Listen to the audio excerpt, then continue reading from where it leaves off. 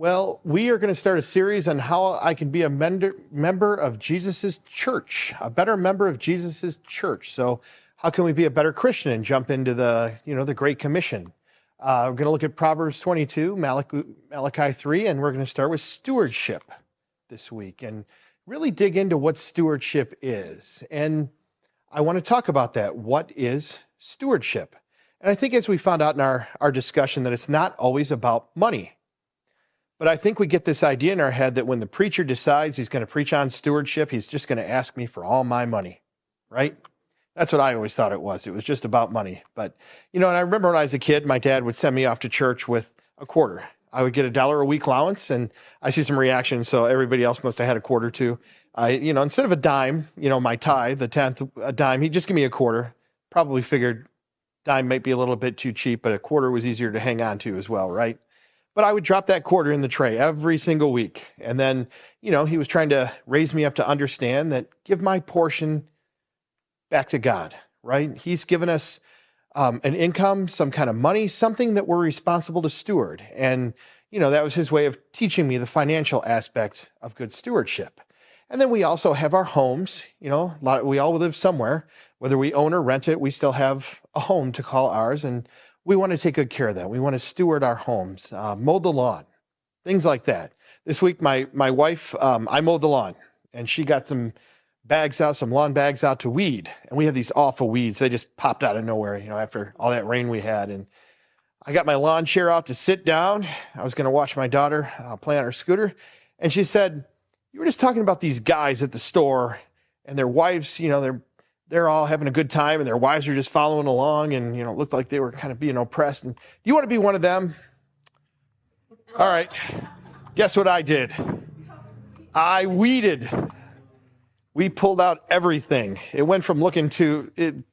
I don't even know how to describe it. Some of them were like 2.5 feet tall. They just popped out of nowhere. They're the ones that hang over, but ripped them all out. Felt good afterwards. Not really, but I have to say that, right? But we got it all done. And, it did. It felt good to know that we took care of something. We took care of that spot between ours and our neighbor's driveway. Neighbors don't have to wonder what we're doing, if we're going to fix it, because it really is our responsibility. And it looked good. Our cars would be good stewards of our cars. We like to wash our cars, change the brakes, change the oil. I remember one time I didn't change the brakes on my car. I wasn't being a good steward. I ended up having to do a pretty hefty brake job as a result after I had the car towed. So stewardship is taking care of anything in our care to glorify God. And as I said, he's given us all of this, so we want to honor him by stewarding it, being good stewards of all these things that he's put into our care. I think we all get different things. He assigns different amounts of income to each of us, things that we can either handle or because we're going to be in a certain situation. I've always thought, sometimes you have somebody come into a church that makes a little bit more than the other, but they're extremely generous. Well, they're helping keep the lights on. And maybe other people are contributing in a different way because they don't have a lot to give. So, and that's a good thing. And while we do always, our minds go to stewardship, and it is about our home, our cars, our things, I'm going to focus on the money aspect of it tonight. We'll touch on a couple other things first, though, but I want to take us through the financial aspect of good stewardship. Colossians 3:23 tells us, "Whatever you do, work heartily as for the Lord and not for men." So, this maybe goes a little bit beyond money. This goes to just stewarding your job. So who are you working for? You're working for God. There are some days, and I've been there, where you're at work, you're in front of your desk, or, if you're labor, you're running your machines. I've got a friend that does stamping, and he always just talks about, feels like a robot sometimes, his body is beat up, but I tell him, work heartily as for the Lord, not for the man, because we don't want to feel like slaves, right? We have jobs, and that's a good thing. God's provided those. So let's take care of them. 1 Timothy 6:10 says, "For the love of money is the root of all kinds of evil. It is through this craving that some have wandered away from the faith and pierced themselves with many pangs." The love of money. So I want to set another tone here. It's not that money is the root of all evil. It's the love of money. This is a money-driven world, and it has been for really probably since the inception of the world or shortly afterwards. Jesus and his disciples needed money for their ministry. Judas was the treasurer, per se, or just literally the treasurer. Look what that did for him. He loved money. He ended up selling Jesus for 30 pieces of silver. Probably was a lot of money back then, but I don't know, sell not your friend. Money does strange things to us, right? I heard a podcast not long ago from a friend of mine. He was telling me, I'm depressed today. Why? What's wrong? Everything costs money. Yeah.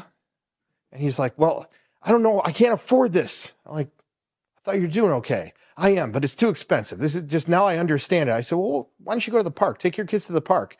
No, it costs money. I'm like, well, find one you can walk to if you don't want to pay for the gas. No, you don't understand. My shoes wear, and that's costing money too. And it was like this the whole day. He just couldn't get past this. But when you understand that, the position of the world and everything revolves around money and we have to pay for things, if we steward it properly and position ourselves with it properly, it's okay. We can drive the car to the park. We can walk to the park. We don't have to get upset that our shoes are going to wear out, because then we'll plan ahead and we can get some new shoes, right? We can get some new shoes. So what does the Bible say? What does the Bible say about how to handle our money?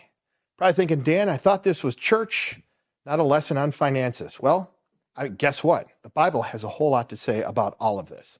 And I'm going to look at 3 areas of stewarding our money. First, debt, and then I'm going to look at budgeting. I never knew that budgeting was in the Bible until somebody pointed out this one simple verse that I'm going to share with you. And then finally, tithing, giving back to God his portion, taking our portion to our modern day version of the storehouse. So, let's think about that. So let's start with number 1, debt. We've all been there, right? Credit cards are kind of a thing of the world, and we're raised, you got to have a good credit score. You got to get into debt. That's how you get your credit score up. Get a credit card, you can pay for it later, bail yourself out. Next thing you know, if you're like me, you're eating your retirement, just going out to dinner too much, the new credit card came in the mail, all right, don't have to cook tonight or for the next 6 months. But then you have to pay for it, right? There was this Friday a few years ago, Black Friday in 2016. I was reading one of Dave Ramsey's book, and I asked God to tell me how to get out of debt. And about halfway through the first chapter, I enrolled in Financial Peace University. So, if you're overwhelmed and you're looking for a true financial course, think about that one. It really helped me and my wife. But really, the root of his talk with debt was Proverbs 22:7. The rich rules over the poor, and the borrower is slave to the lender. Think about that. Slave to the lender. So I just told you, work heartily for the Lord so you don't feel like a slave at work. Why not, if you're borrowing a lot of money, you find you're a slave to the lender, maybe work a little hard for God to get out of debt, right? To get out of debt. The average college student now gets out of college with about $100,000 in student loan debt. It's like paying off a small house, really, right? Average car payment on a new car is over $600 now. I mean, they're just not cheap, right? And that's over like 6 or 7 years. I have a friend that almost went into a 10-year loan on a car. He decided to lease instead, but it was things I couldn't fathom. But they're expensive, and it's an expensive world. So, if we can plan ahead, try to save things, budget things properly, then save a whole lot of money in interest, because a lot of that $600 payment, it's a whole lot of interest you're just going to give to the bank. And then what happens if you have a bad day at work? They let you go. You spend all your money on this car every month, don't have a lot of savings. Next thing you know, you're panicking. Credit score gets ruined. That might be a good thing, because then you can't go into more debt. I'm just saying. So my wife, we recently renewed our 25th anniversary vows. And to ask her to do this, I was trying to think of something like you would do with a ring and you're getting engaged. And she has one of those charm bracelets, the Pandora bracelets. And so I thought, all right, I'm going to get one that fits the occasion. I don't want her to know what I bought. So I put it through one of those, pay later payment options. And it was $3 a month over 36 months, I think. I did the math, and it was going to cost twice as much to pay for it if I would have just paid the $3 over 3 years. And then there was the month, I just thought it was funny. I made my first $3 payment, and then I forgot to make the other one, and then they wanted to charge me a fee. They didn't, but imagine what could happen if that was a big payment. I'm missing payments, there's more fees, and it all balloons out of nowhere, right? So think about this. Weighing yourself down in debt is putting on chains that stop you from answering your calling. Let's say you're in a whole lot of debt. You got a bunch of Pandora charms on your wrist. You're paying $3 a month for 3 years. You got all your credit cards, and you're just weighted down. You've rung up $100,000 at an expensive university instead of finding, a good option that would be just as good of an education. And now God has called on your heart to go on a missions trip with your local hotspot or your local church. It's going to cost $2,000 to $5,000. You don't have it. How can you answer your calling? Think about that. How can you answer your calling? And I'm going to even take it a step further. What if there was somebody on the other end of that missions trip that was really going to benefit from you? And you were going to bring the gospel to them in another country. Could have been a third world country. Could have been, just over the ocean, just in another simple country where they don't have a lot of outreach to. Maybe somebody else is suffering too, or maybe somebody else had to go in your place just because you put yourself in a whole lot of hot water and you just couldn't get there. So think about that. Think about your debt. Think about squashing that, getting yourself out. I'm not going to say that I'm 100% debt free yet, but we've been on this journey for the last 4 or 5 years, and we're going to get there. We're going to get there. It's been a whole lot better. And that really leads me into my second point. But before we get there, I want you to think about this question. Have you ever had debt keep you from doing something you felt God was asking you to do? Go ahead and talk about that in your hotspots.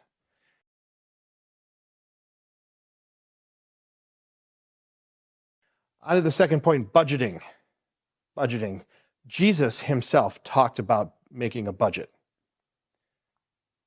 So Luke 14:28, for which of you, desiring to build a tower, does not first sit down and count the cost, whether he has enough to complete it? This is a budget. Jesus said, hey guys, which one of you just starts building a tower without having a budget for all the materials, the land, all of this?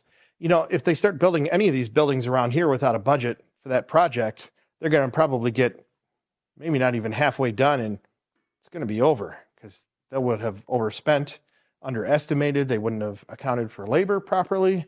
Could have been all kinds of things. It can be disastrous. And really, this can be your personal situation too. We should all have a budget. We should all write down how much we make, take off a portion for God to give back. List out, start simple. Start with your housing first, whether it's your rent or your mortgage, your lease, and then put your utilities on there, food. Take care of yourself first. And then after that, make some room for your budget, for your debt. Make some room for your debt. And then you'll have a plan and you'll have a picture of everything. And from there, you can adjust your columns and you can control things. And then you can start to pay off your debt and get to the missions trips or buy your friend dinner. But more than this, more than just counting the cost, you're also honoring God. And really, that's a basis of stewardship. We're taking something that God has entrusted us with, and we're caring for it, and that's honoring to him. And really, it can be a form of worship. Work is worship. If we're working for him, we're worshiping him. We're giving him praise in everything we do. So budgeting your money is something Jesus commanded. Think about this.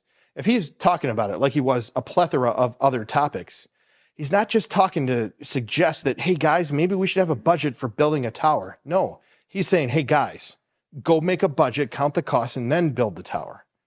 Okay? So think about that. Take a sheet of paper, write everything down. Every month, sit down once a month. If you have a spouse you're working with, sit down, write it out with them. Talk about it. Make adjustments. And then find ways to give back to God a little bit more. That leads into tithing. Tithing is just a fancy word for tenth. And what is that? That's bringing a tenth of your income. Now, we'll talk about that, but why do we do this? Proverbs 3:9, honoring the Lord with your wealth and with the first fruits of all your produce. All your produce. So remember when this is written, the economy was a little bit different.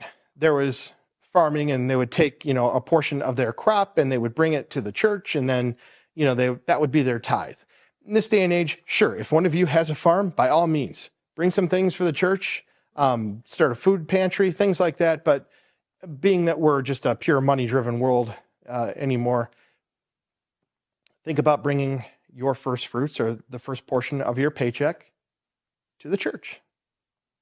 Malachi 3, 8, and 9. Will man rob God? Yet you are robbing me. And this is God talking. But you say, how have we robbed you? In your tithes and contributions. You are cursed with a curse, for you are robbing me, the whole nation of you. You are robbing me. So think about that. Now, God was dealing with his people a little more harshly here. They needed, some harshness. But if you're doing in the mentality that they were, sorry to say it, you're doing the same thing. You're robbing God. Remember, he's provided everything for us, including our income. He gives us money, and we should give back his part. So, I've been there. I understand.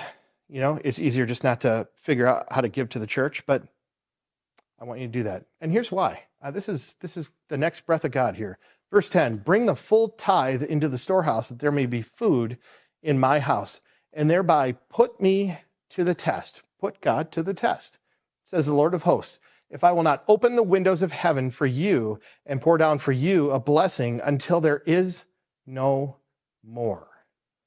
Put him to the test. This is the one place in the Bible where God doesn't just say, here's a command, I want you to do it. He gives it, but then he turns it around and says, test me. Test me. And I'm going to show you. I'm going to open up the blessing gate of heaven, and I'm just going to pour it all over you until everything is good and you don't need it anymore. And when do we not need God's blessings? Never. So we always need them, right? So take God's direct challenge. Put him to the test. Bring your full tithe to the storehouse. Malachi 3, 11, and 12. I will rebuke the devourer for you so that it will not destroy the fruits of your soil, and your vine in the field shall not fail to bear, says the Lord of hosts. Then all nations will call you blessed, for you will be a land of delight, says the Lord of hosts. Now, I don't like something called the prosperity gospel. Prosperity gospel is if I were standing up here on stage and I said to you, you can be rich just like me. And I'm not rich, just bear with me here, but I would be if we did this. It's sad, but I've got millions and you can too. All you have to do is give me a bulk of your money every single month. And then God is going to pour out his money on you. And that is the blessing because it says it right there. And it doesn't say it right there. We can all read this. He'll rebuke the devourer for us, sure. Maybe your car is having trouble. Maybe he'll just keep it running for you. Maybe your brakes will last a little longer. Maybe your house won't fall apart as much. It could be different for every single person, right? Maybe it's just simply you work for a rough employer and he's just going to make it more pleasant. You're not going to lose your job, or if he says, hey, it's time to lose this job, he'll have another one waiting right afterwards. Maybe with a small break, who couldn't use a week off after a rough job, right? But, really think about that. The possibilities, they're endless. And I really think they'd be unique from person to person too, depending on, what the devourer looks like in your life. But just remember, God is going to protect you from things. He's not going to promise you millions of dollars. We're all rich in our own sense, especially here in the United States. I mean, we've got it really good, even though at times it doesn't feel like it, but we have it good. We have it good. And this brings us to our third question. What are some blessings you have seen from God for your faithfulness? Go ahead and talk about that.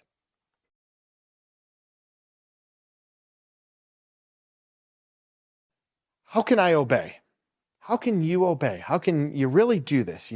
How can you be a good steward? How can you get your finances under control? How can you answer God's calls? Okay, well, first of all, obedience with money starts with fueling God's mission.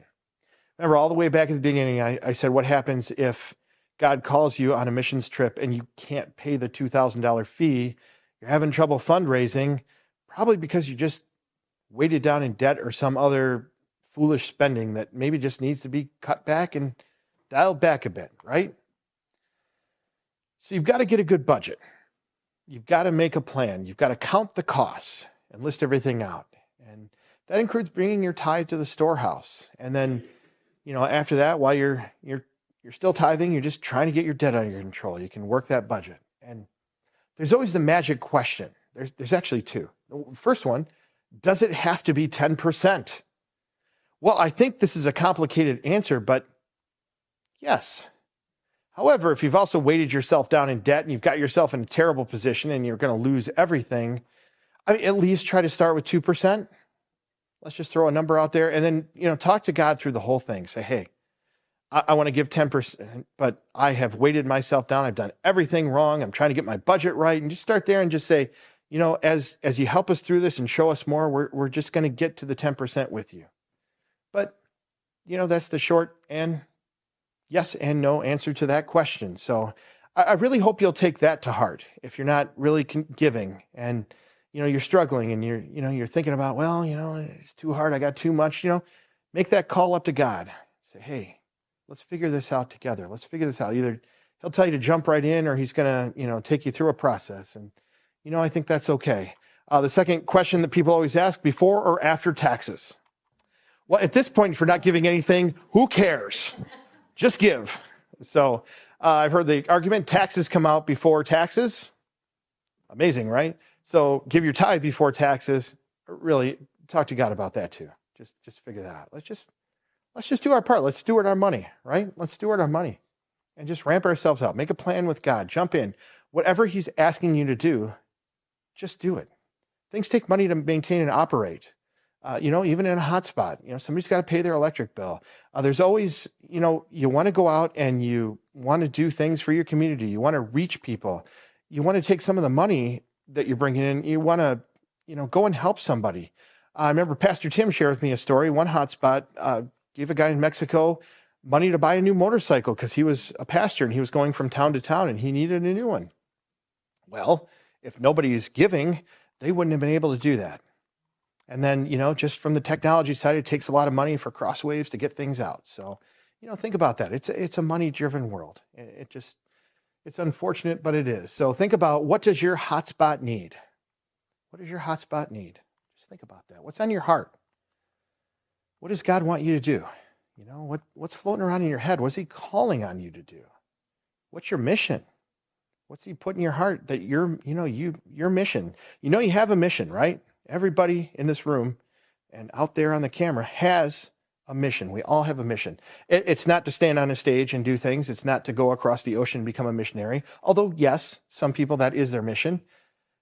But everybody has a mission. It's with the family. It's with your friends. It's with your community. Something. So, think about that.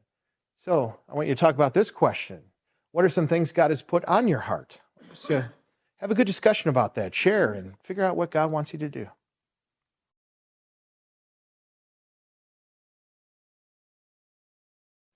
All right, so we also need to be good stewards of our lives. And sure, money is part of that. Caring for our things is part of that too. But God has also given us a life, and we need to steward that life.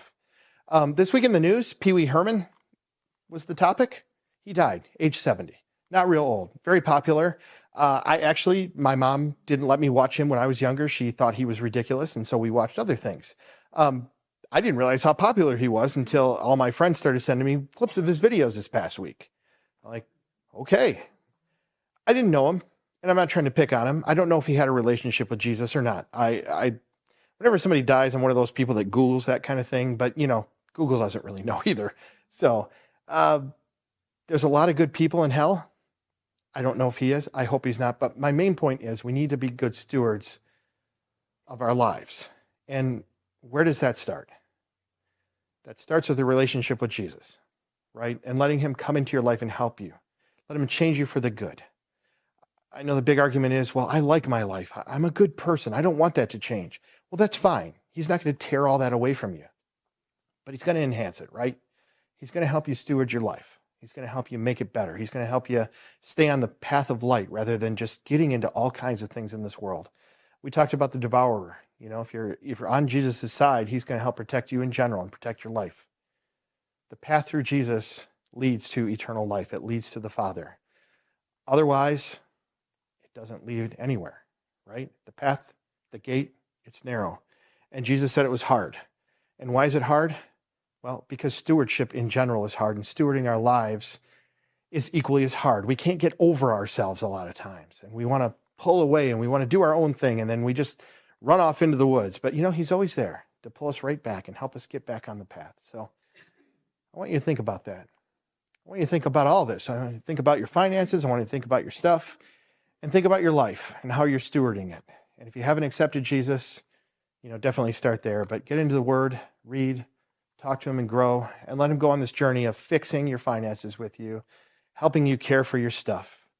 And I want you to remember that as we strive to become more like Christ, as we study the Bible, serve others, and share our faith together.